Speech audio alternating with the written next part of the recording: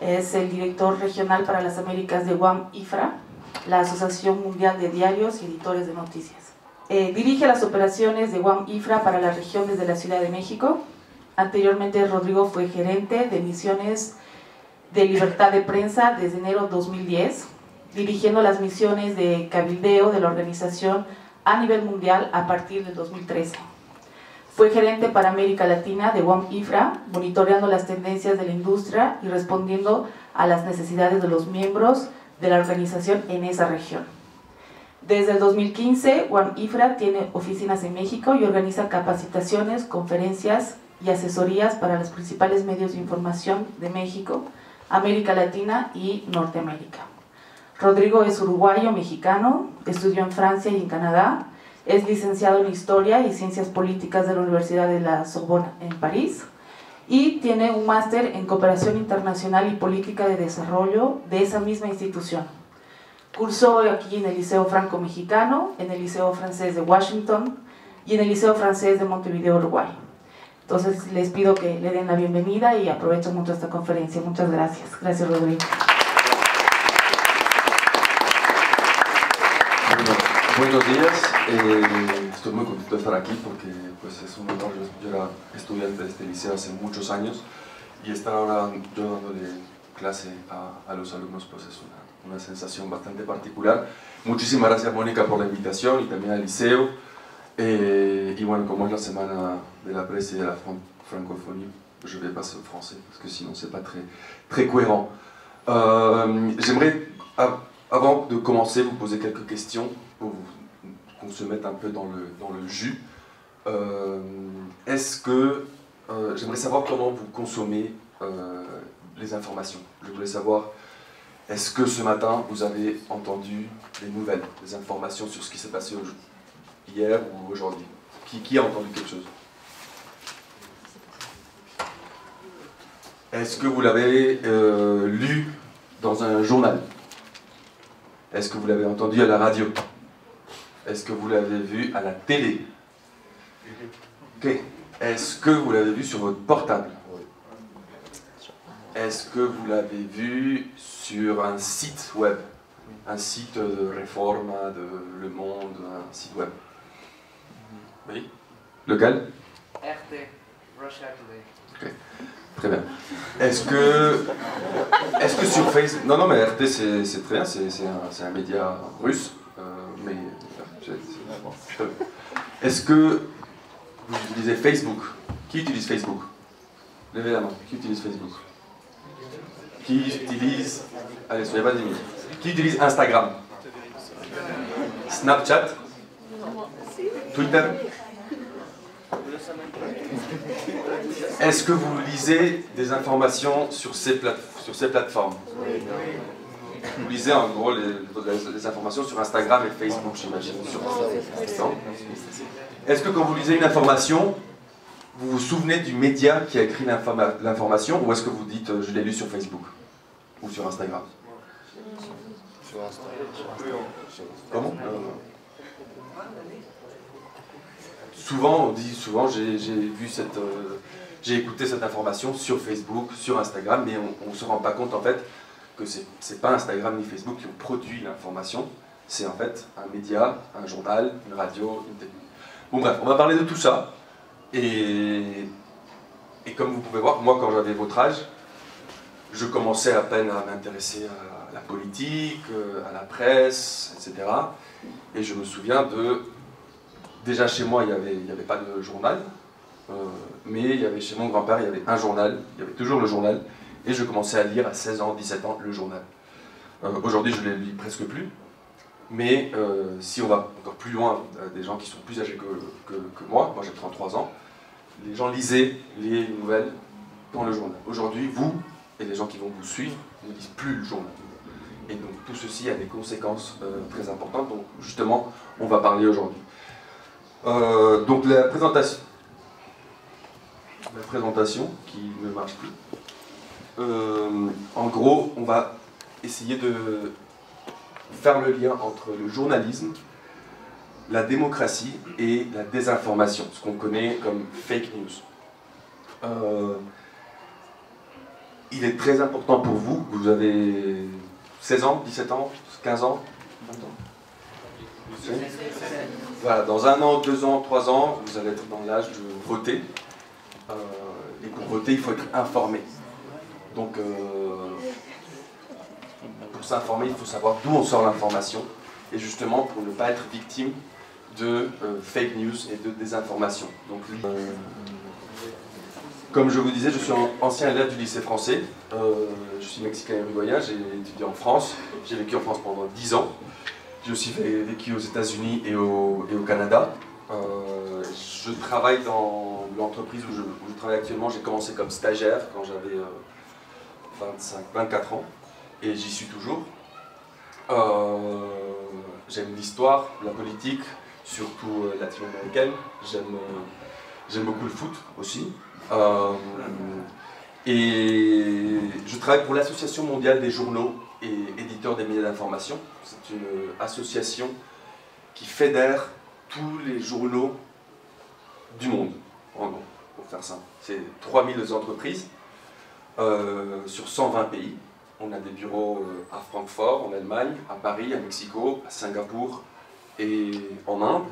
Et en fait, ce qu'on fait, c'est qu'on aide les médias, on aide les journaux surtout, dans tous les domaines. Que ce soit dans le domaine de la liberté de la presse, quand il y a un journal dont les journalistes sont attaqués d'une façon ou d'une autre, nous, on essaie de les défendre, on fait des lettres de protestation, on se réunit avec les gouvernements, etc. On aide aussi la presse justement dans tout ce qui est la transformation numérique. Avant, les journalistes ils étaient habitués à écrire pour un journal papier, pour la radio, pour la télé.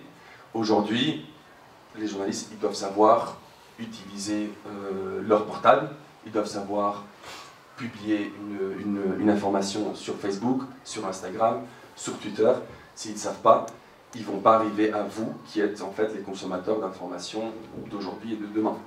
Donc tout ça, en fait, on aide, nous, les médias, à ce qu'ils puissent, à ce qu'ils aient les moyens à le faire. Est-ce que votre travail est complémentaire par rapport à une attaque politique contre un journal? Est-ce que votre association et Reporters sans frontières se complètent, ou est-ce que vous faites plus ou moins la même chose, ou est-ce que vous êtes concurrents entre guillemets? Alors, Reporters sans frontières est une ONG qui défend et promeut la liberté de la presse dans le monde, qui est basée à Paris. Et nous, en fait, on est complémentaires, on travaille avec eux. Reporters sans frontières travaille beaucoup au niveau des droits des journalistes. Nous, on travaille pour les droits des journalistes, mais aussi pour les droits des journaux, des entreprises de médias. Donc on est souvent en relation. Je connais le directeur pour les Amériques de Reporters sans frontières. Nos chefs sont en contact et on fait des campagnes en commun. Il y a beaucoup d'ONG qui défendent la liberté de la presse. On va en parler tout à l'heure. Et en fait, oui, on est en contact avec eux. Reporters sans frontières, et on va le voir, font un classement tous les ans par pays. Quels sont les pays où la situation de la liberté de la presse est la pire et quels sont les pays où la situation de la presse est la meilleure. Je vais vous le montrer et on va parler à un moment justement de quels sont les différents types d'attaques contre la presse. Surtout, c'est particulièrement intéressant au Mexique parce qu'au Mexique, malheureusement, il y a beaucoup d'attaques contre la liberté de la presse. Au lycée Franco-Mexicano, j'ai fait de la moyenne section de maternelle jusqu'à CM1. Ensuite, je suis parti au lycée de Washington, j'ai fait de CM2 jusqu'à la 4e. Ensuite, j'ai fait de la 4e à la terminale au lycée de Montevideo, en Uruguay. Et ensuite, je suis parti faire la fac en France, à Paris. Et là, j'ai fait une licence en histoire et sciences politiques pendant 3 ans. Et je suis resté à Paris ensuite. Et j'ai fait un master en coopération internationale et développement. Et c'est en finissant mon master que j'ai trouvé totalement par hasard une annonce sur Internet, justement, pour un poste dans le département de liberté de la presse de mon association. L'association a un département de liberté de la presse où on fait que des campagnes, des projets liés à la liberté de la presse. J'ai fait ça pendant 3 ans et c'était très intéressant parce que ce qu'on faisait, c'est qu'on voyait dans le monde où étaient les pays où la situation de la presse était particulièrement compliquée. on organisait des missions et on allait sur place et on avait des rendez-vous avec les autorités, les journalistes, les ONG, les ambassades pour voir quelle était la situation. Et donc pendant ces 3 ans, j'ai été amené à aller dans des pays très lointains. Je suis allé au Yémen, où vraiment la situation était très, très compliquée. Il y avait un journaliste qui était en prison, on est allé le visiter. Je suis allé en Azerbaïdjan, où aussi il y avait des journalistes qui étaient emprisonnés. On est allé aussi en Turquie, à Istanbul et Ankara, parce qu'il y avait à l'époque beaucoup de répression en Iran. Et il y avait énormément de journalistes qui partaient de l'Iran en Turquie pour s'exiler, pour s'échapper. Et donc on essayait de les aider en Turquie. Je suis aussi venu au Mexique, parce que et on peut en parler pendant qu'il fixe ça, on peut parler un peu du Mexique, parce que c'est ce qui va, je pense, vous parler un peu plus. Le Mexique est un des pays où la situation de la liberté de la presse est malheureusement la pire, principalement à cause de la violence et l'impunité. Au Mexique, aujourd'hui, on peut très bien, si je suis dans un état un peu perdu, Veracruz, pas perdu, mais un état qui n'est une petite ville, un petit village, où la présence de l'État n'est pas très forte, et je publie quelque chose qui ne plaît pas à une autorité ou à un groupe criminel, je peux très facilement me faire tuer ou me faire menacer sans qu'il ne se passe rien. C'est-à-dire au Mexique, il n'y a presque pas de cas de journalistes qui sont assassinés et on ne trouve presque jamais les auteurs de ces crimes. Donc quelle est la conséquence de cela? C'est que les gens qui ne sont pas contents avec les journalistes peuvent continuer à les tuer parce qu'ils savent qu'ils ne vont jamais aller en prison.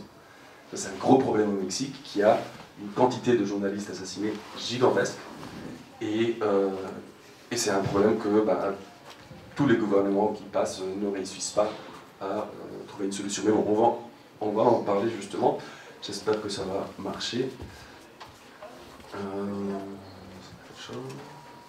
Voilà, donc ça c'était un peu ce que je vous disais. On va parler de l'importance de la presse, un peu de liberté de la presse, l'information, la démocratie et la presse, ensuite la transformation numérique de la presse, et ensuite on va parler sur les fake news, quelle est la définition, des exemples et des conséquences, et justement que faire pour devenir un bon consommateur d'informations, et que vous sortiez d'ici avec des informations nouvelles. Donc l'introduction.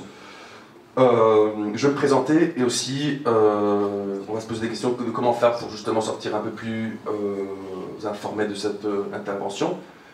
Qui suis-je? Je vous ai déjà raconté, donc je vais pas beaucoup parler de ça, ça y est, je vous ai tout raconté. Je vais vous parler un peu de mon association, donc c'est... la technologie... donc ça, je vous ai parlé de la boîte, et j'avais en fait quelques questions qui vont un peu revenir pendant la présentation, et que vous pouvez commencer déjà à réfléchir. Pourquoi est-il important de lire des articles de presse et ne pas lire une cadena sur WhatsApp que vous envoie une tante? Quelle est la différence entre la typique cadena de la TIA et un article de Reforma? Facebook, Instagram, Google, Twitter, YouTube, les informations que vous consommez là-dedans, est-ce qu'elles sont fiables? Comment vous faites pour savoir ce qui est fiable sur ces plateformes-là et ne pas tomber justement dans le piège de la désinformation? La presse, est-ce qu'elle est indépendante? Parce que vous avez peut-être entendu, il y a des gens qui disent que la presse n'est pas indépendante, que les journaux ne sont pas indépendants, que la radio n'est pas indépendante. On va en parler, on va justement en parler. Jusqu'à quel point ça c'est vrai ou pas.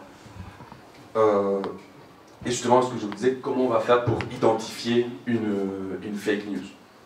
Et finalement, pourquoi cette intervention est importante pour vous? Parce qu'en fait, l'idée c'est que vous sortez d'ici en sachant identifier les informations qui sont fiables ou pas. Et c'est ces informations-là qui vont vous donner des outils pour être plus informés et prendre des bonnes décisions dans l'avenir quand vous allez choisir un président, quand vous allez aller étudier ailleurs, vous allez choisir votre carrière, etc. Donc c'est important d'être bien informé et ne pas tomber dans des fake news.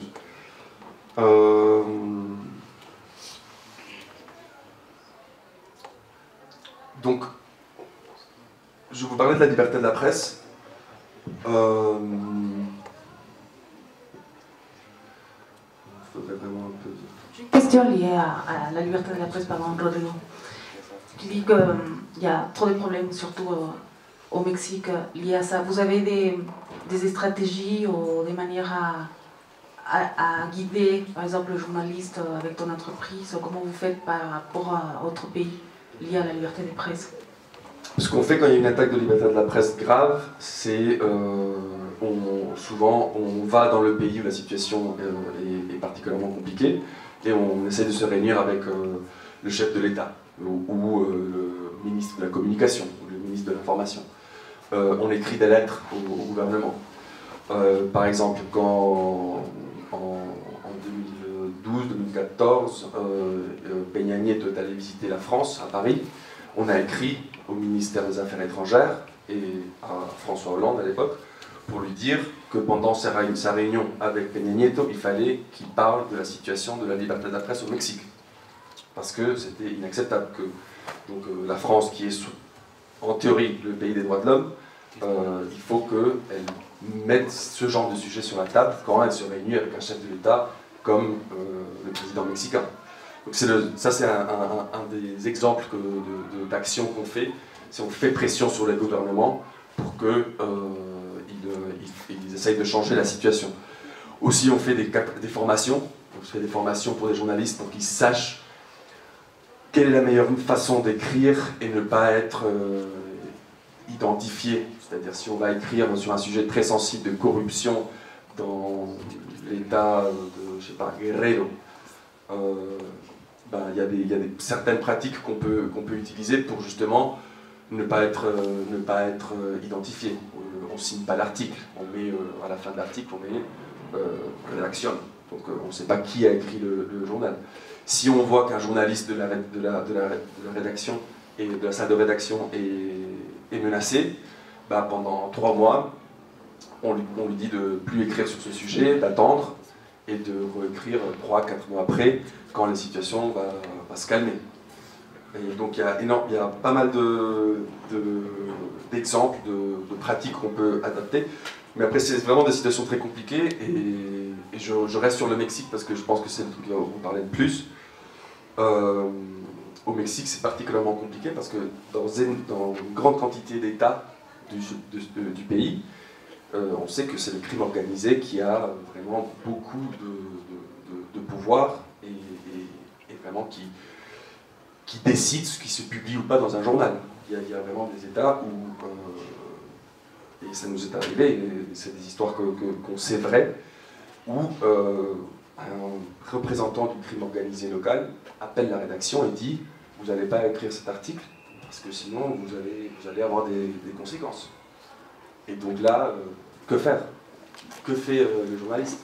Il publie parce qu'il dit ça c'est mon travail, moi je dois dire à la population, à mes lecteurs ce qui se passe dans ce pays-là, parce que dans cette région-là, parce que je sais pas, les narcos sont en train de faire des choses dans une partie de la ville, ou est-ce que je me tais parce que je sais qu'ils vont peut-être venir me menacer. Et les menaces sont multiples. Et donc, malheureusement, au Mexique, il y a des États où la situation de la presse est très compliquée et il n'y a personne pour les défendre. Parce que s'ils vont à la police, souvent, la police, en fait, est en relation avec le crime organisé. Et c'est une mauvaise idée, en fait, de dire à la police. Donc ça, c'est une question très particulière du Mexique. Et il y a d'autres pays en Amérique latine où il y a des exemples similaires. Colombie, quelques pays de l'Amérique centrale, le Brésil. Ça, c'est tous des pays où ce genre de situations ont lieu et c'est particulièrement compliqué. Donc ça, voilà, je vous ai parlé de ça. Ça, c'est mode d'organisation. Donc notre mission, c'est défendre la liberté de la presse et aussi, et on va parler après, promouvoir l'innovation et le succès économique des entreprises pour qu'ils soient indépendants. Oui. Dans des pays où la situation des journalistes est compliquée, comment est-ce que vous faites pour aborder des thèmes aussi sensibles que par exemple, comme à Guerrero, les féminicides ou des trucs comme ça? Comment est-ce que vous développez et vous sourcez en quelque sorte? vous chiffrez, enfin, je sais pas comment est-ce que vous faites pour avoir toute cette information. On va sur place, et on a des entretiens avec énormément de gens, et on écrit des rapports, et on les publie, et on les présente aux autorités, qui en général ne sont pas très contentes. Mais c'est ce qu'on fait. Moi, je suis en 2012, on a fait 2 rapports sur le Mexique, en 2013 et en 2012, et on écrivait tout ça. C'est-à-dire, on écrivait les témoignages de journalistes qui nous disaient moi, ça m'arrive de sortir de mon journal et qu'une voiture m'arrête, et ils viennent et ils me disent écoutez, vous allez accepter cet argent parce que.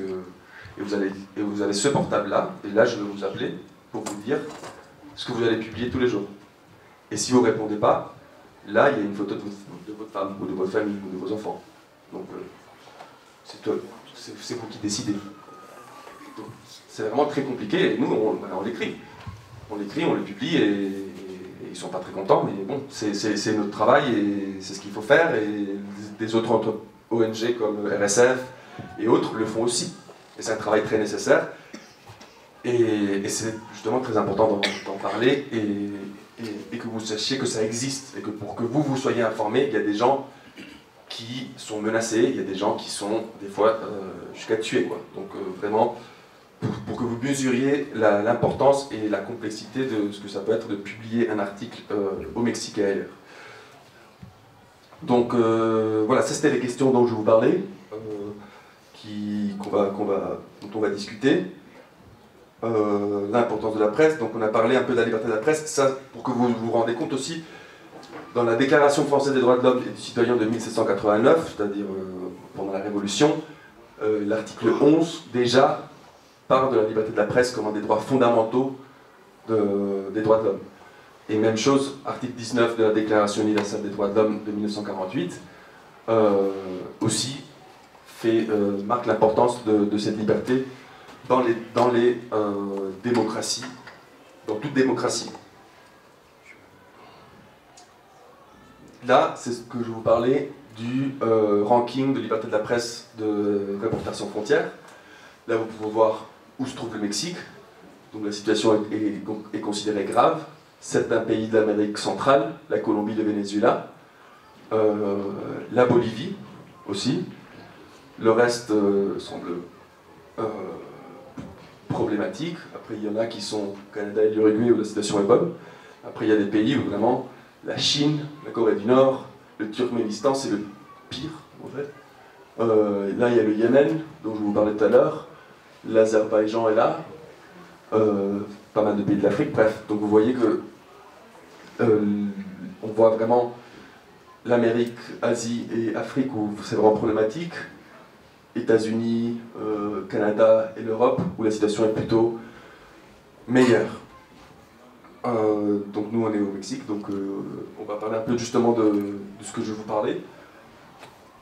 Pour la liberté de la presse, en gros, moi j'aime, c'est difficile de catégoriser, mais en gros il y a 2 grands types de menaces contre la presse. Souvent on a parlé du Mexique, la violence et l'impunité, que ce soit qui vient des groupes criminels ou des dirigeants politiques, ça peut être les deux, malheureusement.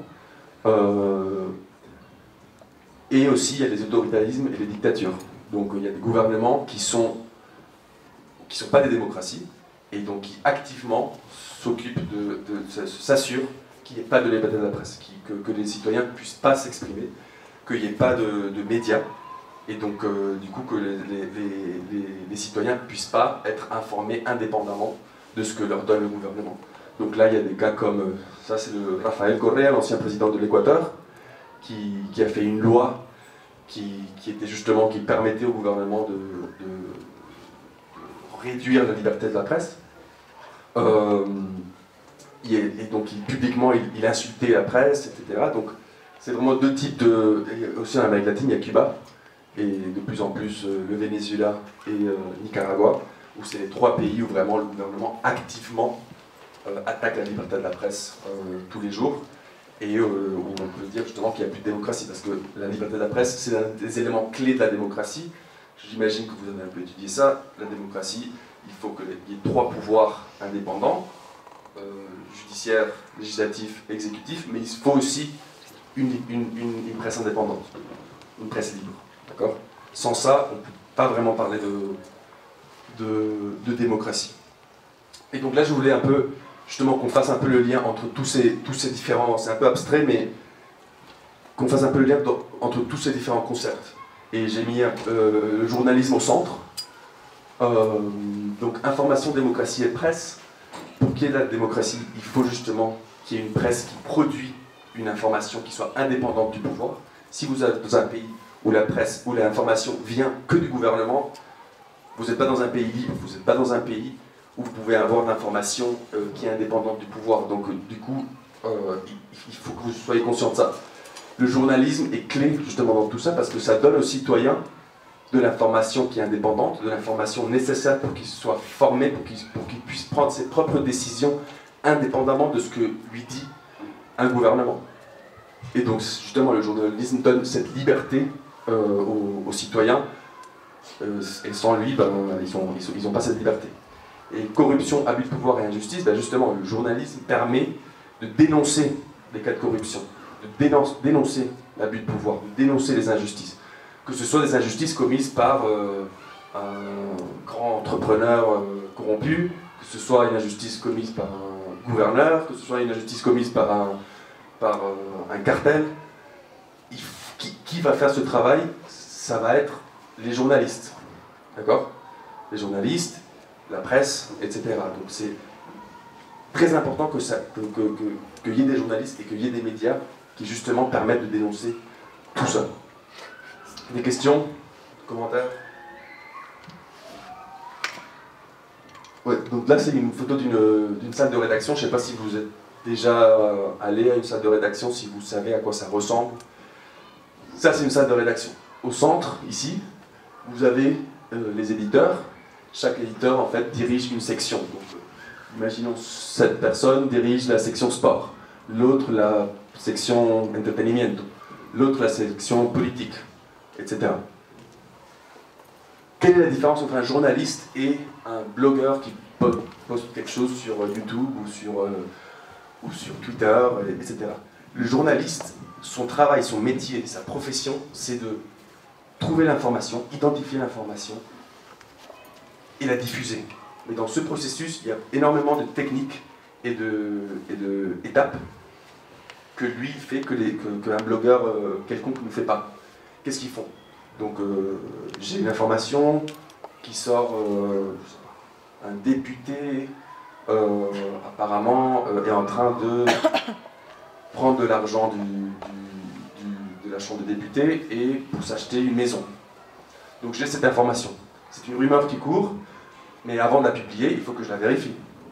Donc je vais aller m'informer à la chambre de députés, j'ai des contacts, ils vont me raconter ce qui se passe. Donc il y a une personne qui me confirme que c'est vrai. Est-ce que je publie? Non. Je vais chercher une deuxième information, une deuxième confirmation de cette information. Donc je vais essayer d'avoir une autre source, où je vais aller voir des documents, voir s'il y a quelque chose, des reçus, des transférences bizarres dans des comptes bancaires, etc. Donc je fais une investigation pour savoir si l'information qui est en train de circuler est vraie. Et une fois que j'ai fait tout ce processus de validation, de vérification et de contraste, là, je publie.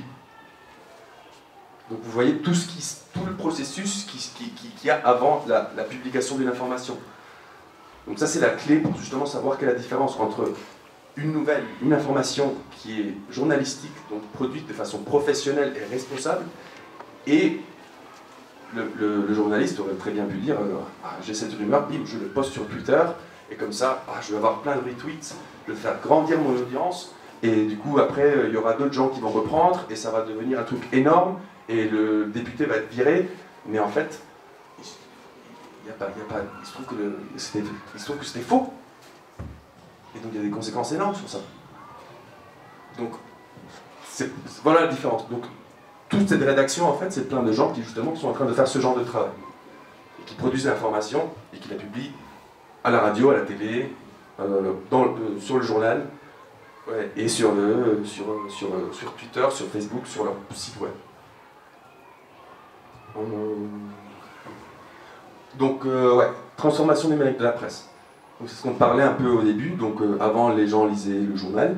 Maintenant, vous consommez tout sur Facebook, Instagram Twitter, Snapchat, etc. Voilà. Ouais. Donc, comment on a passé du papier au numérique?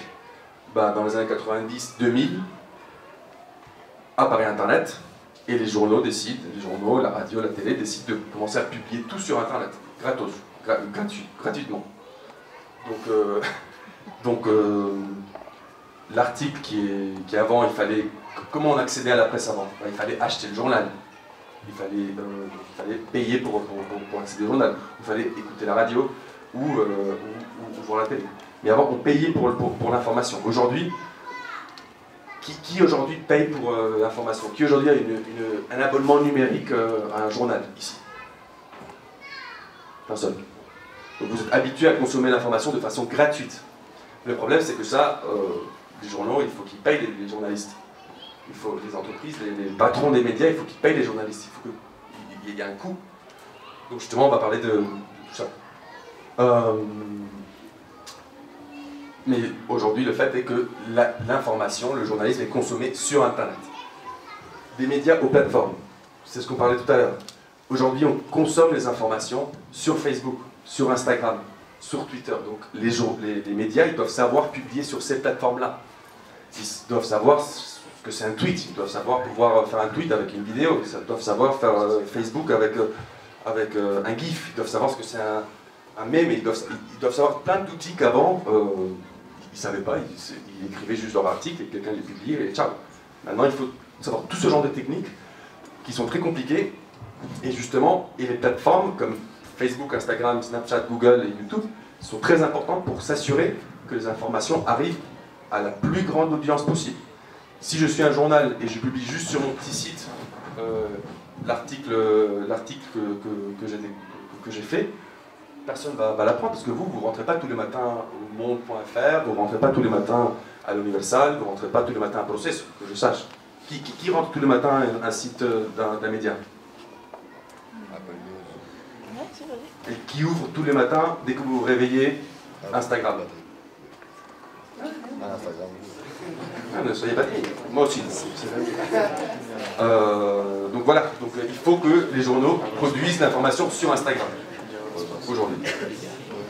Et donc je vous parle très vite de la crise économique du modèle de la presse. Avant, les journaux, comment ils gagnaient l'argent pour payer les journalistes? Moi j'achète El País et je paye le journal et donc je le reçois. Ça c'était une façon d'avoir de l'argent. La deuxième façon, c'était à travers la publicité. Donc là c'est une annonce, c'est une pub. Et donc imaginons que c'est une entreprise de chaussures de foot qui paye El País pour avoir un petit truc ici. Et moi, je le lis, je dis ah, les chaussures de foot, super, je vais aller les acheter.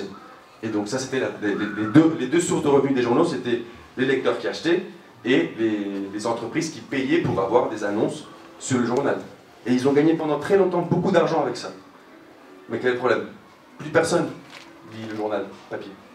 Donc les entreprises ne veulent pas être ici et personne ne les achète. Et en plus, pour complexifier tout, sur Internet, personne va aller acheter l'information sur Internet.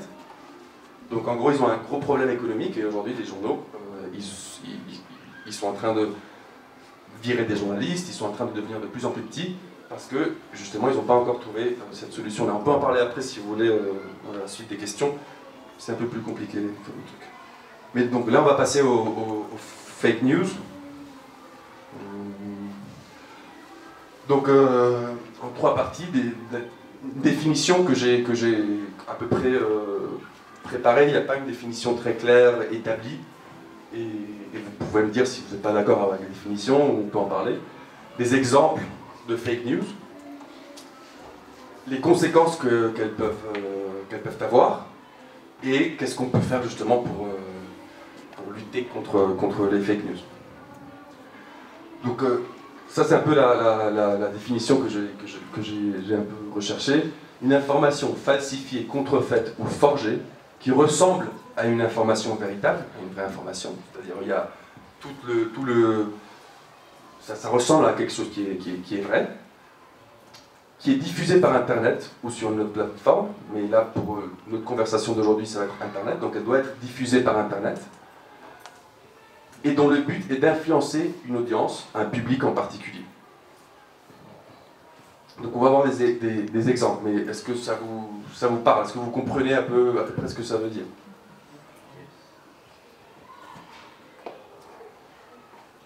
Donc là on voit pas très bien, ça c'est un exemple. Là on voit la même personne, c'est un migrant du Honduras pendant l'année dernière, pendant les caravanes de migrants. Vous êtes au courant de ça, les caravanes de migrants qui ont passé pendant tout le pays, voilà. Donc là, le monsieur a une pancarte qui dit « Quiero que mis hijos tengan una educación pública de calidad sin represión ni autoritarisme ».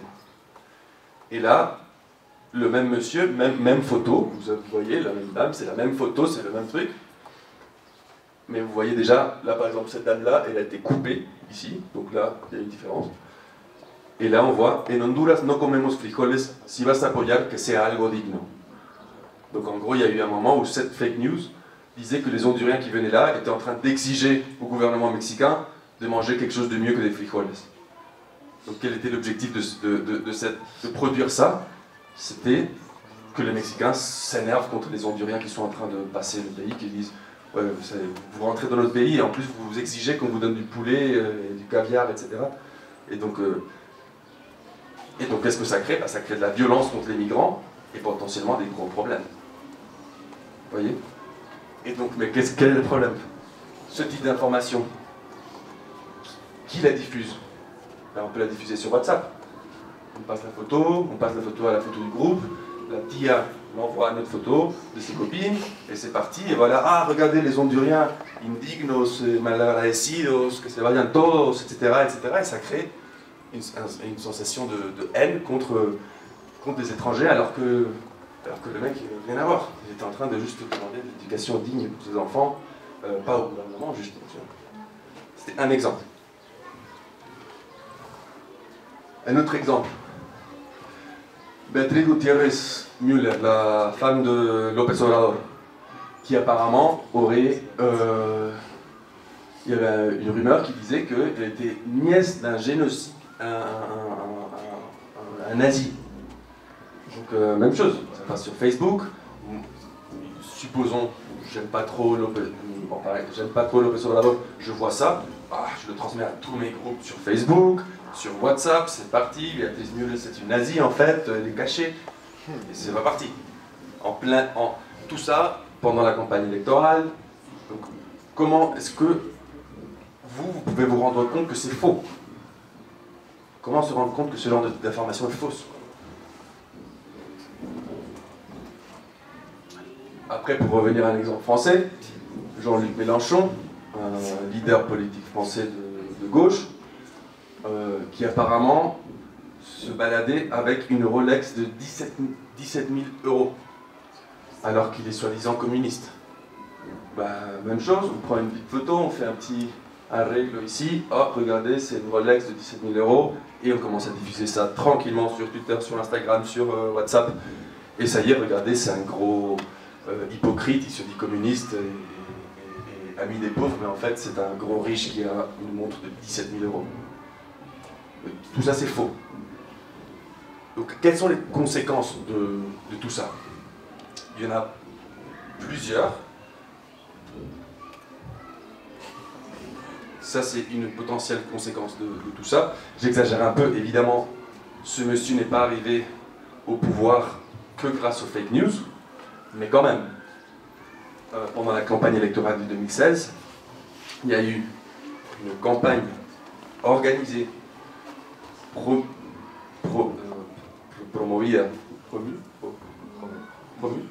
promue par certains organes proches du gouvernement russe, qui ont financé des gens dans les Balkans pour produire ce genre d'informations, des informations fausses sur Hillary Clinton, qui soi-disant avait une pizzeria, et dans le sótano de la pizzeria faisait je sais plus quoi, des histoires de pas possibles, et plein d'informations comme ça, que Obama n'était pas né aux États-Unis, bref, une quantité d'informations énorme pour justement créer aux États-Unis, il faut savoir que 50% de la population lit ces informations sur Facebook. Je ne sais pas quel est le chiffre au Mexique, mais ça doit être des choses similaires. Vous-même, vous me l'avez dit, les news, vous les lisez sur Instagram ou sur Facebook. Donc. Et donc, qu'est-ce qui ça a créé que ce genre de personnage soit justement aidé parce qu'il y avait énormément de fake news sur son opposant politique qui a été, d'une façon ou d'une autre, affecté par ces rumeurs. Ça ne veut pas dire que les fake news l'ont fait gagner, mais elles ont définitivement contribué. Et il y avait des gens qui étaient payés dans le Monténégro, dans certains pays, qui étaient payés pour publier des fake news aux États-Unis.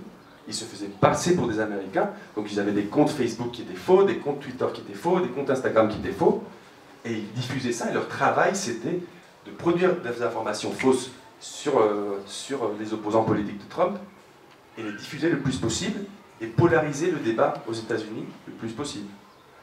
Donc je répète, les fake news, c'est pas grâce aux fake news seulement que ce monsieur est arrivé, il y avait d'autres éléments, mais quand même, ça, ils ont bien contribué. Et là, c'est d'autres conséquences qui sont aussi terriblement graves. Donc là, un truc assez basique, fake news de Popocatépetl provoca pánico, rumor y interruption. Donc vous pouvez imaginer, une rumeur circule sur WhatsApp, tout le monde la partage, près du Popocatépetl, tout le monde commence à paniquer, ils se disent bon, il faut partir, évacuation, et ça devient un grand chaos, parce que quelqu'un a commencé à dire que le Popocatépetl allait exploser et allait détruire tous les villages autour. Mais il y a des trucs qui sont quand même beaucoup plus graves. Fake news en México, como un mensaje de WhatsApp llevó a un pequeño pueblo a quemar vivos a 2 hombres inocentes. Vous vous rendez compte du truc? Ou l'exemple en Inde. Une rumeur sur WhatsApp provoque le lynchage de 5 personnes. Donc en gros, il y a une vidéo où soi-disant on voit un monsieur qui prend un petit garçon, un peu à la force, et le prend et le met dans une voiture, et l'information commence à dire cette personne-là est en fait en train de kidnapper des enfants. Et donc les gens du village se disent ah bon? Ils vont le chercher et ils le tuent. Tout ça pour une fake news. Et le mec était innocent. Et ça arrive souvent. Donc il y a une énorme responsabilité de se rendre compte de ce qu'on partage sur les plateformes. Et vous voyez, ça passe partout. De la France à l'Inde, au Mexique. Et ça, c'est récent, hein, ça, c'est 2018. Qu'est-ce qu'on peut faire? Qu'est-ce qu'on peut faire pour justement éviter tout ça? Donc, vérifiez les sources d'information. Et soyez vigilants face à toute information qui produit une réaction d'indignation. Donc vous trouvez une cadena de la TIA ou un article qui dit,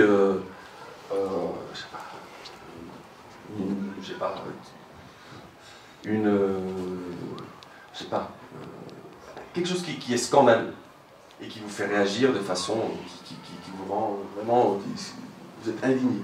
Là, regardez d'où ça vient. Est-ce qu'il y a un média derrière? Est-ce que ça vient d'un média que vous connaissez? Est-ce qu'il y a un auteur? Est-ce que cette information est relayée par d'autres médias? Donc vous voyez, je sais pas, justement, monsieur kidnappe des enfants à Puebla. Donc, vous dites, ah bon? Et donc vous allez chercher après sur Google, voir s'il y a d'autres médias qui sont en train de parler de la même chose. S'il n'y a personne qui est en train de parler de ça, il y a quelque chose de bizarre. Donc, vérifiez toujours les sources d'information. C'est ce que je vous dis, contraster l'information et vos sources. Donc, cherchez que ce ne soit pas la seule source d'information. La cadena de la TIA, c'est le pire des trucs. Parce que c'est des trucs qui sont bien écrits, qui vous indignent, oh mon Dieu, c'est terrible, il faut le partager. Partagez-le le plus vite parce que ce président est en train de faire des trucs horribles, donc il faut le partager tout de suite. Ben non, ne partagez pas. Surtout ne partagez pas les cadenas ou toute information qui n'est pas fiable, parce que la clé des fake news, c'est que les gens le partagent. Si la fake news est postée et personne la partage, la fake news n'existe pas. Elle reste dans un micro-coin de l'internet, personne la lit. Mais la fake news devient dangereuse quand tout le monde la partage. Et elle est faite pour être partagée. Elle est designée pour être partagée. Pour que vous vous dites, oh mon Dieu, c'est scandaleux, il faut que tout le monde le sache. Vite, je vais le distribuer partout. Et donc là, vous tombez dans le piège et vous rentrez dans ce mécanisme qui peut, comme vous avez vu, être mortel. Littéralement. Et partager ces recommandations avec vos proches. Moi, j'essaye, c'est pas évident, de dire à mes tias de ne pas partager des trucs dont ils ne connaissent pas les sources, mais il faut se mettre en campagne contre les fake news. Parce que vraiment, c'est un problème de la démocratie que vous allez avoir et qu'on a actuellement, qui est en train d'avoir des conséquences partout dans le monde. Et c'est vous, nous, les consommateurs d'informations sur Internet, qui devons mettre un stop à tout ça. Je vous donne quelques conseils de sources d'informations dont je vous conseille de lire, ou pas de lire, mais si vous voyez une information, allez checker ces sites pour confirmer, pour voir si c'est vrai ou pas. Reforma c'est l'un des plus grands journaux ici. Animal Politico, c'est un journal numérique, je vous le conseille beaucoup, c'est un des meilleurs à mon avis. El País a des très bonnes informations sur le Mexique. El Universal, qui est aussi comme Reforma un des plus grands. Proceso, qui est un magazine qui fait beaucoup de journalisme d'investigation. Le New York Times, qui est peut-être le meilleur journal du monde, dans le sens où ils ont une rédaction de 1600 personnes. Ils font un journalisme de très très bonne qualité. Ils ont une version en espagnol qui est basée ici à Mexico. Ils ont un bureau ici à Mexico et ils produisent des informations sur le Mexique et sur l'Amérique latine qui est très bonne. Donc, allez voir ça. Et les journaux régionaux, c'est-à-dire, je ne sais pas si vous êtes de Saltillo, de Veracruz, de Chiapas, chaque État a un ou deux journaux dont il faut aussi aller vérifier si les informations sont fiables. Ça ne veut pas dire que c'est les meilleurs journaux du monde, que l'information là, elle n'est pas critiquable, qu'elle n'a pas des problèmes. Mais l'information qui est publiée là passe par tous les procédés que je vous ai racontés de vérification, de contraste. Et ça vous permet de vous assurer que les informations sont plus ou moins fausses. Quoi. Bon, en France, Le Monde, Le Figaro, Libération, c'est les trois principaux journaux. Et là, je ne sais pas si vous vous rendez compte, mais je vous donne de toutes les visions politiques. Et c'est ça aussi un truc très important. Ne lisez pas qu'un journal. Vous ne consultez pas qu'un journal, parce qu'il y a des journaux de gauche, il y a des journaux de droite, il y a des journaux de centre. Lisez 2 ou 3 sources pour avoir un peu les 2 points de vue, les 3 points de vue. Donc en France, Le Monde c'est plus centre-gauche, Le Figaro c'est centre-droite ou droite, Libération c'est gauche, Mediapart c'est plus centre-gauche-gauche, Le Canard enchaîné c'est centre-gauche-gauche, le 1, 21, bref, il y a plein de sources d'information, il y a des gens qui sont des professionnels de l'information et ce que vous lisez là, vous savez que c'est beaucoup plus fiable, c'est pas parfait, mais c'est beaucoup plus fiable que les cadenas de la vie. Okay. Et après des internationaux, vous êtes dans un lycée français, j'imagine que vous parlez anglais, vous lisez de temps en temps en anglais, ça c'est des très bons médias aussi. Vice, The New York Times, The Washington Post, Vox Media, The Guardian, Financial Times, Univision, c'est tous des sites et des médias qui sont de très bonne qualité. Voilà. C'est tout, je vous conseille juste quelques films sur le journalisme qui sont sortis récemment. Il y a un film qui s'appelle Spotlight, qui est sur un scandale à Boston d'abus sexuels dans l'église, commis par l'église. Et justement, c'est toute l'histoire de comment l'investigation du Boston Globe, du journal de Boston, le journal local, a eu lieu, et toutes les complications, les tensions, les pressions pour ne pas publier ce qui s'est passé. C'est un très bon film, donc là vous allez comprendre comment fonctionne une rédaction, comment se vérifie l'information, et vous allez comprendre pourquoi c'est important d'avoir une presse qui fait ce boulot, parce que sinon, l'Église allait continuer à abuser des petits enfants. D'ailleurs, c'est un film qu'on va projeter pendant la semaine de presse. Si vous êtes intéressé, vous pouvez vous inscrire, les élèves. Voilà, très bien. Et il y a un autre qui s'appelle The Post, qui est l'histoire du Washington Post pendant le scandale de Watergate aux États-Unis. Les deux, ils sont très récents, ils sont très, très bien faits. Et il y a une série aussi qui s'appelle The Newsroom, qui est aussi super, aussi très, relativement récente, et là vous allez voir le jour le jour d'une rédaction télé avec justement les sources des journalistes, comment ça se passe, etc. Donc voilà, c'est tout. Aussi, juste une précision pour le lundi, la projection des 10 postes, ça va être fait ici de 14h30 à 16h30 en polyvalente si vous êtes intéressés, les élèves. Voilà, est-ce que vous avez des questions?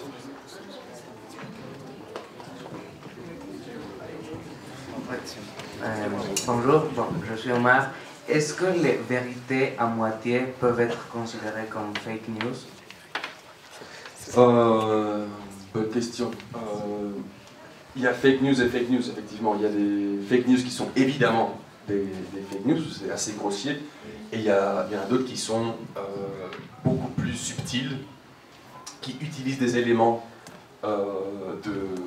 qui sont vrais pour justement mieux se cacher, mais qui, dans le fond, finissent par être fausses. Donc oui, c'est des fake news. Donc c'est des fake news très bien cachées. D'où l'importance de justement contraster, si vous trouvez ça quelque part, voir si c'est aussi publié dans 2 ou 3 autres sources d'informations professionnelles. Question?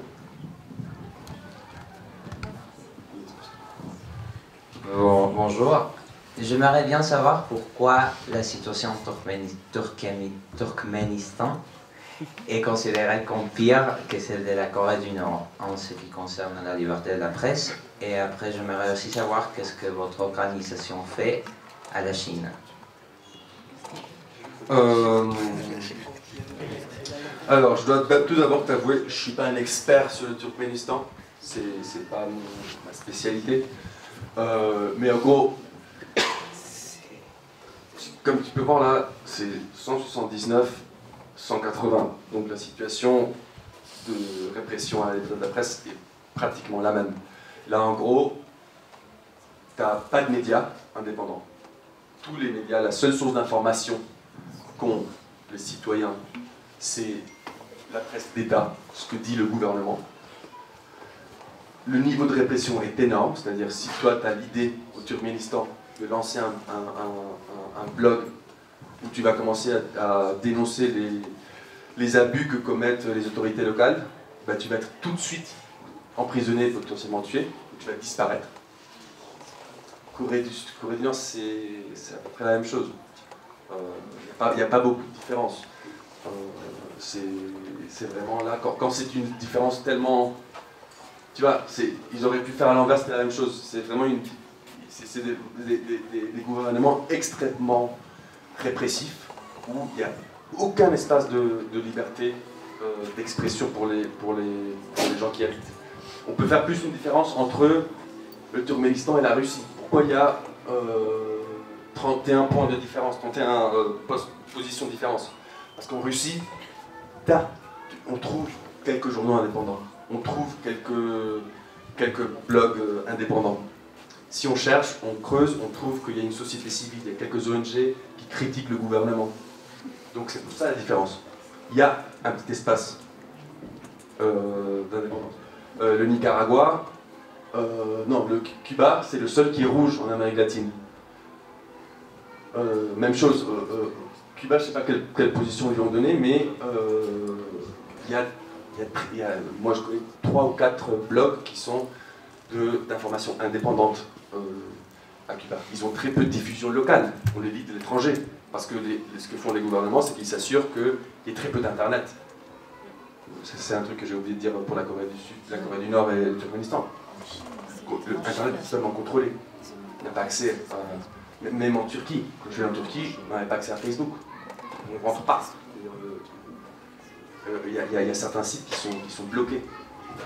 Et par rapport à la Chine, ça fait longtemps qu'on ne fait rien, mais en fait en 2008 on a fait une grosse campagne quand c'était les Jeux Olympiques là-bas. Moi je ne travaillais pas encore pour l'association où je travaille, mais ils ont fait une grosse campagne contre la Chine et contre la censure en Chine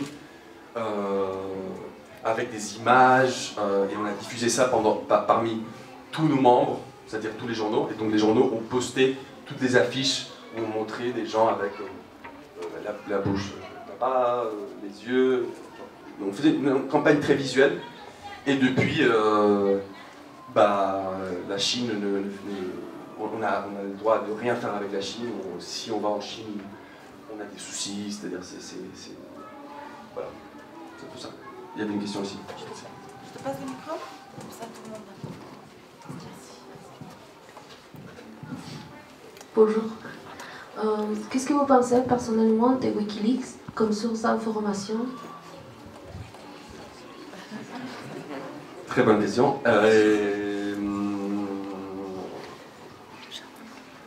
Alors c'est un débat, c'est assez polémique. Wikileaks, tout le monde connaît Wikileaks? Oui. Non? Wikileaks est un site où justement Julian Assange, tout le monde connaît Julian Assange? Julian Assange est un hacker,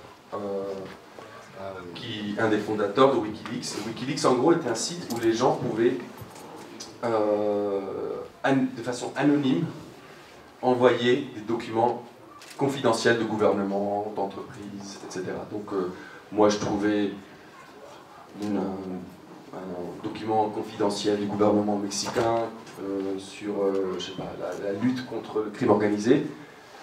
Je le passais à Wikileaks et Wikileaks le publiait sur son site.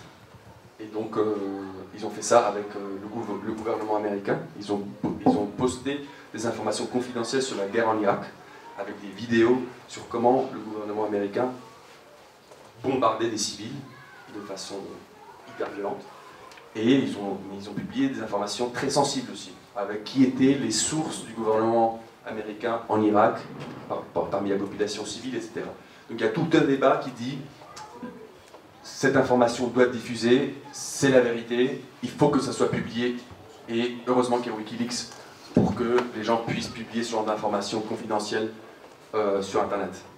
Mais l'autre côté, c'est dire, dans cette information, il y a plein de choses qui sont confidentielles. Si c'est confidentiel, c'est pour une raison. L'histoire en Irak, il y avait des sources qui étaient des sources secrètes du gouvernement américain. Quand c'est publié, la vie de ces gens-là est en danger. Parce que les gens en Irak se rendent compte que cette personne-là du coin est en train de passer des informations au gouvernement américain, on y va et on la met en prison, on la liquide, on ne va pas savoir. Donc c'est assez contrasté. À un moment, ils ont trouvé beaucoup d'informations et justement, ils ont eu l'intelligence de ne pas la publier, mais ils l'ont passé à un groupe de journaux.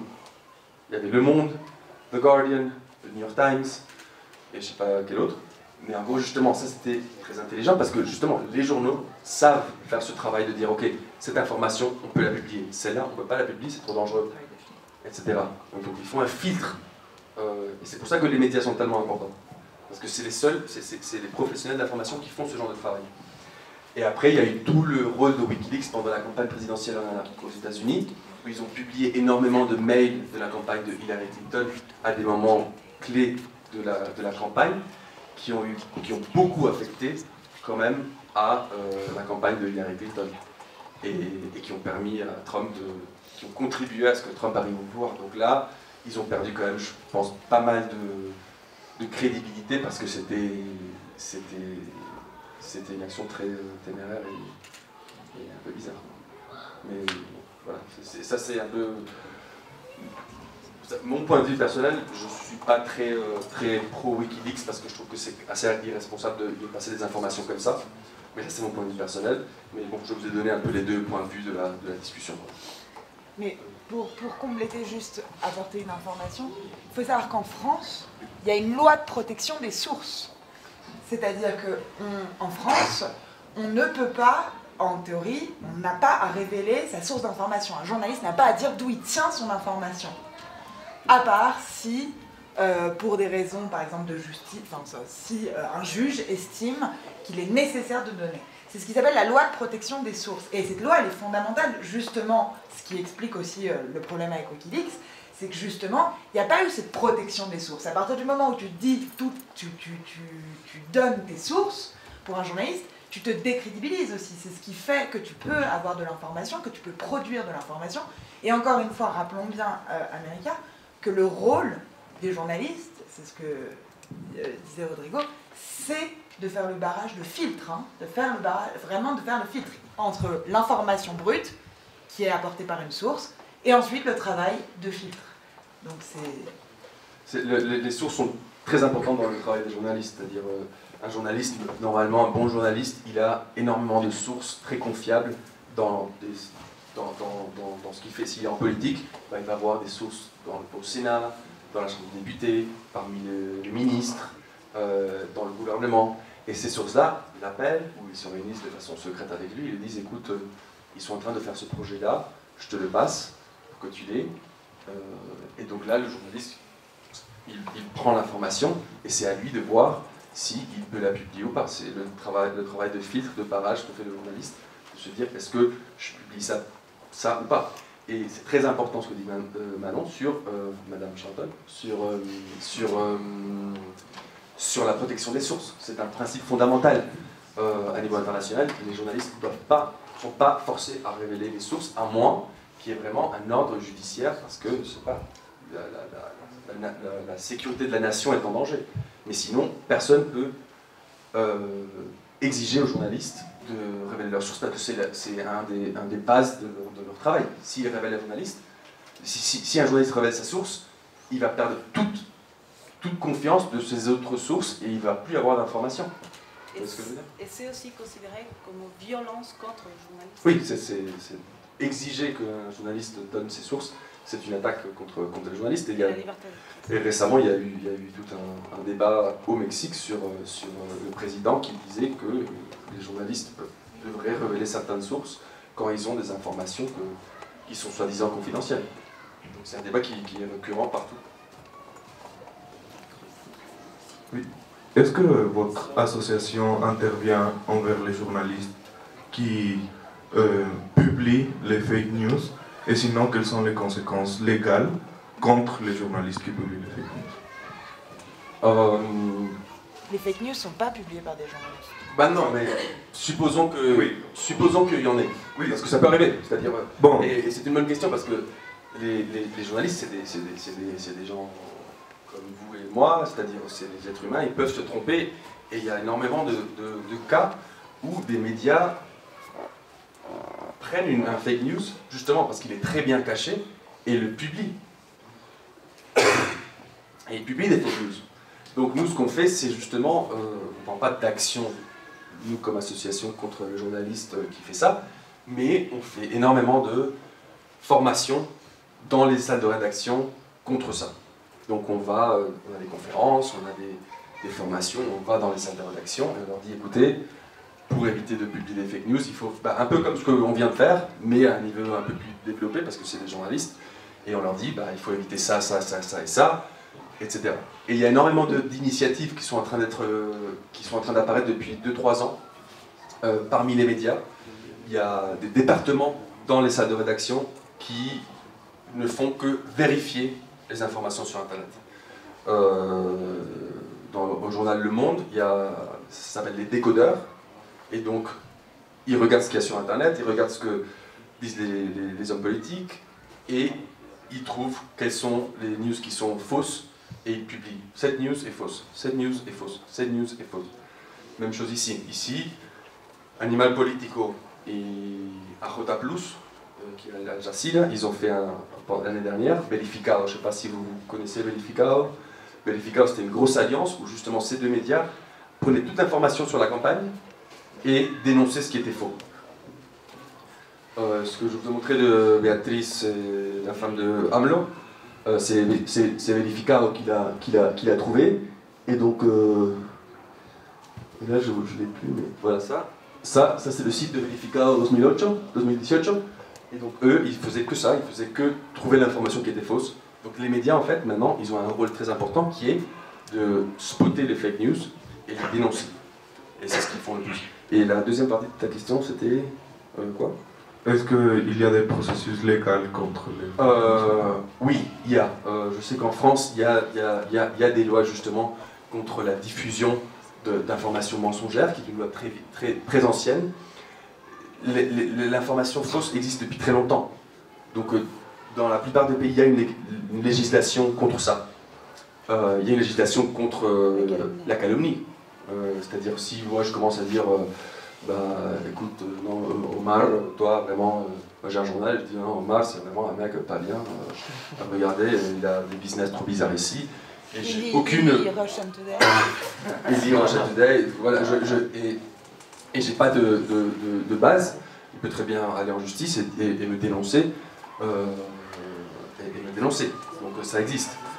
Dénoncer le journal même et le directeur aussi. Voilà, c'est-à-dire dénoncer le journaliste et l'entreprise en tant que telle, parce que l'entreprise est responsable de ce qu'écrivent leurs journalistes. Voilà.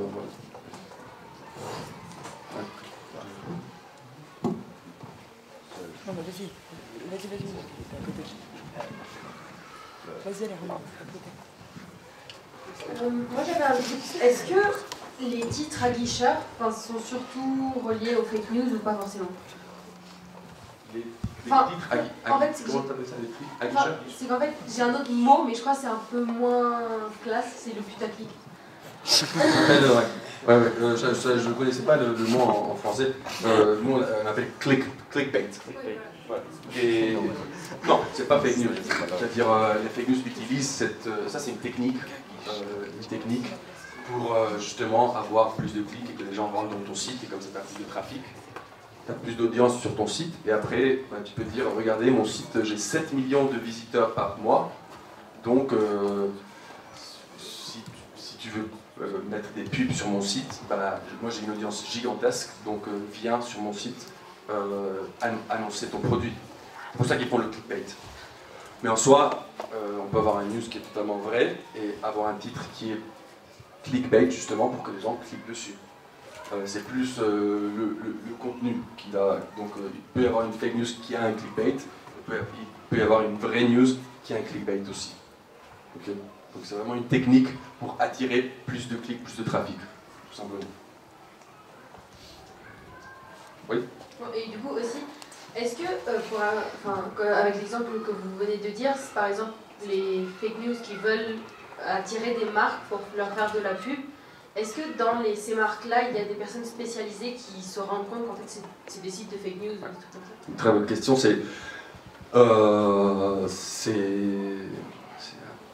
alors, comment je simplifie ça? C'est tout un sujet qui s'appelle brand safety, sécurité de marque. Et donc oui, les marques sont de plus en plus regardantes de savoir où est-ce que leur annonce va apparaître sur l'internet. Il y a des sites qui sont totalement de fake news et les marques avant faisaient pas attention, ils mettaient leur annonce un peu partout. Maintenant il faut beaucoup plus attention à où apparaît leur marque. Parce que, vous pouvez imaginer que si j'ai une marque qui a une certaine crédibilité niveau standing, je ne veux pas que ça apparaisse dans un site dont toutes les news sont fausses. Ça fait du mal à ma marque. Donc oui, c'est-à-dire c'est un truc qui est relativement récent, mais de plus en plus les marques ont des équipes qui font attention à ça. De quelle manière est-ce qu'on peut savoir si une nouvelle illustre réellement un problème et il n'y a pas une mauvaise utilisation des chiffres? Par exemple, si dans un pays il y a un homicide par an et l'année prochaine il y a 2 homicides, ça aurait augmenté de 100%. Mais ce n'est pas pour ça que c'est un vrai problème. Non? Ouais, ça c'est une bonne question et ça c'est plus lié à aux critères personnels que l'on peut avoir et que justement, en tant qu'étudiant du lycée français, vous devez apprendre à vous rendre compte quels sont les articles qui sont un peu tendancieux, qui exagèrent un problème et quels sont ceux qui ne le sont pas. C'est pour ça que c'est toujours très important, ce que je vous disais tout à l'heure, de contraster les sources d'information. Donc même si, supposons, tu dis sur Reforma, un truc comme ça, la délinquance a augmenté 150% dans le dernier mois. regarder un peu les chiffres et voir ce que dit, s'il y a d'autres journaux qui sont en train de parler de la même chose. Parce que s'il y a une augmentation de 150%, c'est énorme, tout le monde devrait être en train d'en parler. S'il n'y a personne qui en parle, c'est parce que peut-être il y a quelque chose qui ne va pas. Donc, c'était une des questions que je vous ai montré au tout début, et c'est aussi un grand débat. À quel point la presse est indépendante. C'était où? Là. La presse est-elle indépendante? En tant que citoyen informé, il faut que vous sachiez, essayez de savoir, les journaux, c'est des institutions qui sont humaines, les patrons, c'est des êtres humains, qui ont leur intérêt, qui ont aussi leurs priorités, et donc il faut toujours avoir en tête qui est le patron d'un journal. Par exemple, El Heraldo de México, c'est un journal qui est une marque très vieille, qui vient d'être rachetée, et ils ont très bon design, etc. Derrière le El Heraldo de México, le patron, c'est un concessionnaire de voitures, qui en plus fait partie de l'Opus Dei, une organisation religieuse. Donc, en soi, très bien, il n'y a pas de problème. Mais je sais que je ne vais pas aller à l'Heraldo pour trouver des informations sur les abus dans l'église. Parce que... Après, ça ne veut pas dire qu'ils font du mauvais journalisme. Il y aura des très bons articles sur d'autres sujets. Le Washington Post. Le Washington Post, vous savez qui est le patron du Washington Post? Vous savez qui est Jeff Bezos? Oui? Jeff Bezos, le patron de Amazon, c'est le patron du Washington Post aussi. Donc, quelle est la logique? Je ne vais pas chercher au Washington Post un article sur le mauvais salaire des employés de Amazon. Parce que non, le mec il va pas avoir son journal écrire des choses sur son entreprise. Ça ne veut pas dire que le Washington Post fasse du mauvais journalisme. Au contraire, le Washington Post est un des meilleurs journaux du monde entier aujourd'hui. Mais il faut toujours se poser la question de plus. Qui est le patron du journal? Et les actionnaires. Et qui sont les actionnaires du journal?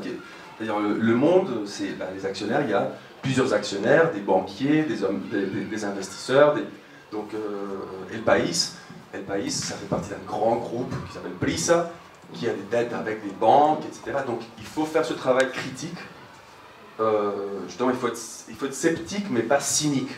Ça ne veut pas dire que parce que les médias ont des actionnaires qui ont d'autres intérêts, qu'ils ne sont pas indépendants. Ils font du journalisme professionnel, mais après, oui, ils ont aussi des liens avec d'autres intérêts aussi. Et il faut toujours se poser la question, qui est derrière le journal? Qui est derrière... AJ Plus, Al Jazeera Plus. AJ Plus, c'est un Ajo Tamas en espagnol. Ceux qui vont faire Verificado, ils font du très bon journalisme, ils font des reportages incroyables sur les droits de l'homme au Mexique. Mais qui est le patron de Ajo Tamas? Le Qatar. C'est un média qatari qui a beaucoup d'argent et qui investit et qui fait... Ils ont des rédactions dans tout le monde. Mais bon, je sais que c'est le Qatar qui est derrière, donc je ne vais pas trouver d'informations sur les violations des droits de l'homme au Qatar sur Al Jazeera. Parce que... voilà. Mais ça ne veut pas dire que leur reportage sur les violations des droits de l'homme au Mexique soit pas bon, ils sont excellents. Vous voyez ce que je veux dire? Donc la presse n'est jamais 100% indépendante.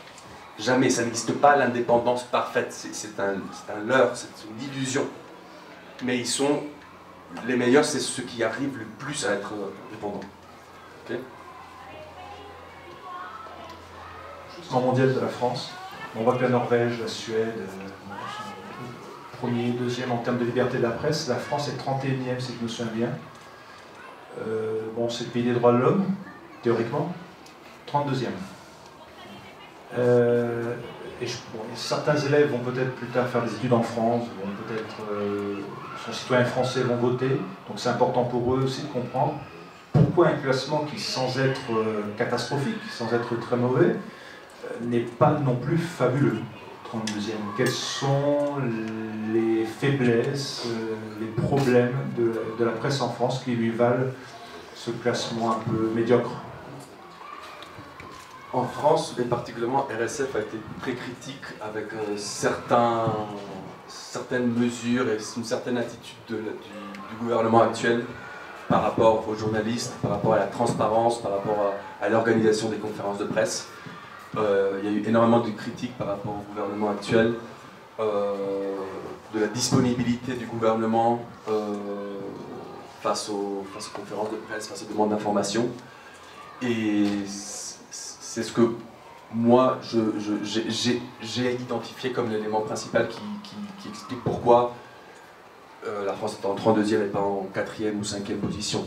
C'est vrai que aussi, justement pour parler un peu de l'indépendance, RSF étant une organisation française, étant à Paris, est toujours très exigeant avec la France, justement parce que ce que vous dites, c'est le pays des droits de l'homme, donc ça doit être, leur niveau d'exigence est très élevé avec la France. Donc ça joue aussi. Il y a d'autres classements où on voit la France plus proche des pays scandinaves qui sont toujours les plus élevés. En Azerbaïdjan, au Kazakhstan, énormément de pays où il y a des situations similaires, où c'est des leaders qui sont là depuis 20 ans, 30 ans, ou si c'est pas eux, c'est leurs fils.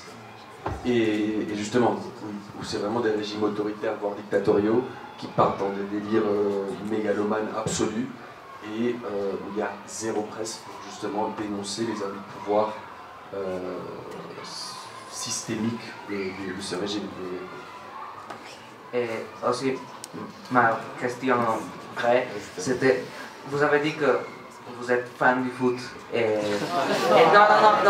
le secteur du foot est complètement plein de fake news, mais il y a beaucoup de, par exemple, sur les joueurs, sur à quelle équipe ils veulent aller, et il y a presque 98% des informations qui sont fausses. Quel est votre... Comment dire, là c'est de la rumorologie, je dirais, c'est-à-dire que les journaux sportifs, ils ont toujours eu une tradition justement de jouer sur les rumeurs énormément. C'est moins grave entre guillemets parce qu'on n'est pas en train de parler de... Là ils sont en train de publier Ronaldo va peut-être partir au Barça l'année prochaine, donc du coup tout le monde veut cliquer dessus pour voir ce qui se passe, si c'est vrai, si c'est pas vrai, et comme ça on vend plus de journaux, on a plus de trafic. Mais en soi, quelles sont les conséquences réelles sur la société démocratique? Aucune, donc c'est pas grave en quelque sorte, c'est-à-dire c'est les mêmes choses pour la presse de entretenimiento. Fulanita, ça y est, elle est plus copine avec Fulanito, elle est en fait maîtresse de Fulanito, et donc Luis Miguel, en fait, il a une nouvelle copine, c'est totalement faux. C'est des gens dans la presse qui jouent beaucoup sur les rumeurs, vendent sur la rumeur, et les gens aiment ça, parce que les gens, les consommateurs aiment lire les rumeurs, aiment lire le gossip. Et après, il y a des problèmes, hein, c'est-à-dire dans tout ce qui est les paparazzi. Les paparazzi et les gens qui publient des rumeurs qui sont fausses sur la vie personnelle des stars. Les stars, ils vont en justice et souvent ils gagnent parce que les gens ont n'importe quoi. Mais c'est différent des fake news dans le sens où les fake news, vraiment, ce qu'ils veulent faire, c'est influencer les gens sur des sujets qui sont en général beaucoup plus graves, comme une élection politique, comme la haine contre une population particulière, etc. Tu vois la différence?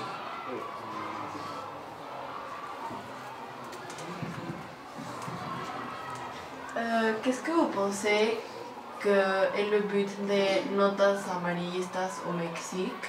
Et bon, qu'est-ce que vous pensez par rapport à ça? Il y a une grosse tradition de notas amarillistas et notas rojas ici au Mexique. Pardon? Qu'est-ce que c'est? Là, oui, les notas amarillistas, et si tu fais allusion à ça, au Mexique, si vous allez dans les kiosques, vous allez toujours voir quelques unes des journaux avec le corps de quelqu'un avec les cerveaux totalement écervelés, etc. Ça a toujours existé partout dans le monde, parce que justement c'est un peu lié à la presse sport, à la presse de entretenimiento. Les gens sont, comment on appelle ça, morbide. Ouais, Morbide. Les gens sont morbides depuis toujours. Depuis les Romains qui aimaient voir les gladiateurs se tuer, jusqu'à aujourd'hui, en voyant les unes. Donc, dans certaines sociétés, notamment en Europe, ça c'est une pratique qui a disparu. Mais au Mexique et dans plein de pays en Amérique latine, ça reste très fort. Au Mexique, il y a vraiment une tradition de la nota roja très forte qui joue sur el morbo des gens, qui aussi est éthiquement très questionnable, très condamnable. Et aussi, il y a des procès quand un proche meurt et il apparaît dans toutes les unes des journaux totalement explosés. Les gens vont en justice. Mais ça a toujours existé. C'est pas petit à petit. Les modes de consommation d'informations sont en train de bouger et on voit en fait que petit à petit ça disparaît. Au Mexique, je pense qu'on a encore pas mal de temps avec ça. C'est des secteurs de presse qui visent un secteur de la population spécifique, souvent un secteur de population qui n'a pas une formation très élevée, et donc ils sont attirés par ces images. Souvent, c'est accompagné d'une femme qui est à moitié nue. Donc voilà, mais c'est en train de changer, c'est-à-dire les modes de consommation changent, les mœurs changent, d'où la loi dont parle Madame Jonathan, d'où aussi le fameux magazine Playboy. Vous connaissez Playboy quand même? Non, Playboy a été connu pendant très longtemps pour être un magazine qui avait toujours en une femme toute nue. Et il y avait plusieurs reportages avec des femmes toutes nues. Depuis 2 ans, je crois, ils ont arrêté ça et ils n'ont plus de femmes toutes nues. Ils parlent toujours du même sujet, mais ils ont arrêté ça parce que c'est en train de changer. C'est-à-dire les mœurs, les habitudes des consommateurs d'informations changent. Avant de finir, je voulais juste vous dire, je l'ai pas mis ici, mais sur la liste du Mexique, il y a Verificado, le projet Verificado dont je vous ai parlé, a un compte WhatsApp. Donc vous pouvez trouver les fameuses cadenas de la tía que vous recevez, qui ont l'air d'être vraies, mais vous ne savez pas trop, ou vous trouvez une news qui vous semble un peu bizarre et vous ne savez pas, vous pouvez l'envoyer à au numéro de Verificado, et eux, en 2-3 jours, vous répondent en vous disant c'est faux, c'est vrai, etc. Donc je le passerai, je le passerai parce que c'est assez utile pour faire une petite vérification des cadenas de la tía et ensuite renvoyer à la tía l'information, parce que comme ça la tía va envoyer des bêtises. Oui. Voilà. Une autre question?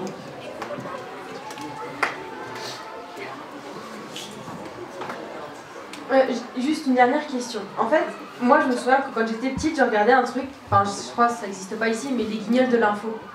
Vous en pensez quoi des chaînes comme ça? C'est de la satire, ça aussi, c'est un autre genre de presse.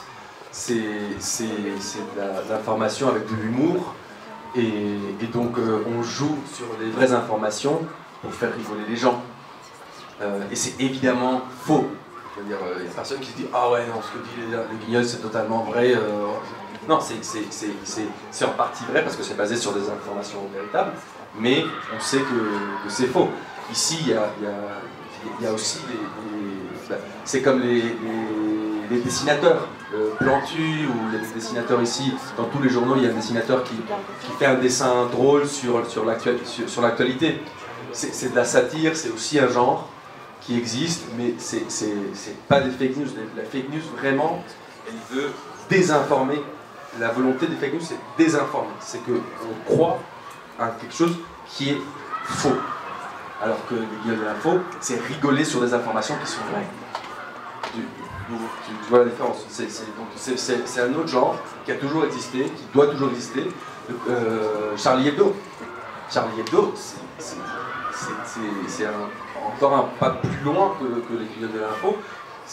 Quand on lit, on voit les dessins vraiment très même scatologiques, très vulgaires, mais on sait que c'est faux. C'est-à-dire, c'est évidemment du jeu de l'humour. Et ça doit exister, ça fait partie de la liberté de la presse. Il ne faut pas les réguler, ça. Mais les fake news, c'est vraiment des news qui sont faites pour vous tromper, pour diffuser une information qui est directement fausse et qui a l'objectif d'influencer les audiences. Encore merci, hein, la parole. Si vous avez des questions, je vais laisser mon mail. Si vous avez des questions sur ces sujets-là, n'hésitez pas. C'est un combat de tous les jours, le combat contre les fake news. Donc n'hésitez pas à m'écrire. Merci beaucoup, Nico.